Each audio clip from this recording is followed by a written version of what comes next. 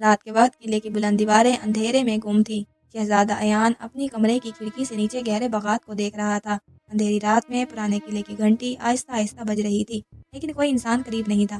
ایان نے سوچا، کیا یہ صرف ہوا کا کھیل ہے یا کچھ اور؟ اسی وقت اچانک روشنی کی ایک جھلک قلعے کے قدیم حال میں دکھائی دی۔ ایان نے ہمت کر کے چراغ پکڑا اور قدم بڑھایا۔ ہر قدم کے ساتھ قلعے کے فرش پر پرانی خاک اور ٹوٹے ہوئے فرنیچر کے سائے بڑھ رہے تھے۔ ایان نے کانوں میں سسراہٹیں سنائی دینے لگی، جیسے قلعے کے ہر کونے میں کوئی اسے دیکھ رہا ہو۔ اچانک ایک نرم مگر پراسرار آواز آئی، شہزادہ ایان، تمہیں تلاش کر رہی ہوں۔ ایان نے گردن ہلا کر آواز کی طرف دیکھا، لیکن وہاں کوئی نہیں تھا۔ روشنی پھر سے چلکی اور اس نے ایک پری دیکھی۔ پری کے پر شفاف ہلکی نیلی روشنی میں دمکتے اور آنکھوں میں عجیب سا راز تھا۔ ایان نے پوچھا، تم کون ہو اور یہاں کیوں ہو؟ پری نے جواب دیا، میں اس قلعے کی محافظ ہوں، لیکن آج رات اندھیرا کچھ زیادہ خطرناک ہے۔ اگر تم نہیں آئے تو قلعہ ہمیشہ کے لیے چھپ جائے گا۔ ایان نے دل کی دھڑکن کے ساتھ پوچھا، کس چیز سے؟ پری نے آہستہ سے بتایا کہ قلعے کے نیچے ایک پرانا جادو بھرا راز چھپا ہوا ہے، وہ راز جو اگر غلط ہاتھ لگے تو قلعے اور قریبی گاؤں دونوں تباہ ہو جائیں گے۔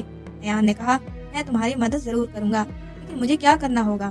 اگر آپ اس کہانی کی جادوئی اور خوفناک موڑ دیکھنا چاہتے ہیں تو ابھی ویڈیو کو لائک کریں اور سبسکرائب کریں تاکہ آپ ہر نیا ایڈونچر سب سے پہلے دیکھ سکیں۔ پری نے ایک قدیم کمرے کی طرف اشارہ کیا، جہاں پرانی کتابیں اور نقش و نگار بھرا ہوا ایک صندوق پڑا تھا۔ اس صندوق میں ایک جادوئی موتی ہے، اگر تم اسے صحیح جگہ پر واپس نہ رکھو تو قلعے کی روح ہمیشہ کے لیے قید ہو جائے گی۔ ایان نے پری کے ساتھ مل کر قدم بڑھایا۔ ہر قدم پر دیواروں سے سرد ہوا کی سسراہٹ آ رہی تھی اور پرانے نقش و نگار ہل رہے تھے۔ پری نے ایان سے کہا۔ ایان نے گہری سانس لی اور صندوق کھولا۔ اس کے اندر ایک چھوٹا نیلا چمکتا موتی تھا، جو روشنی میں آ کر قلعے کے فرش پر نیلے رنگ کی لکیروں میں جھلک رہا تھا۔ جیسے ہی ایان نے موتی اٹھایا، قلعے کے اندھیرے کمرے میں ایک خوفناک سایہ نمودار ہوا۔ یہ سایہ ایک بوڑھی جادوگرنی کا تھا، جو قلعے کی حفاظت کے لیے شرارت کر رہی تھی۔ ایان نے پری کے ساتھ مل کر موتی اس جادوگرنی کے ہاتھوں سے بچایا اور اسے قلعے کے قدیم مینار کی چوٹی پر رکھا۔ موتی کی روشنی پھیل گئی اور جادوگرنی کا سایہ دھیرے دھیرے غائب ہونے لگا۔ قلعے کے حال میں دوبارہ امن قائم ہوا اور باغات میں ہلکی ہوا چلی، جو سرد لیکن پرسکون تھی۔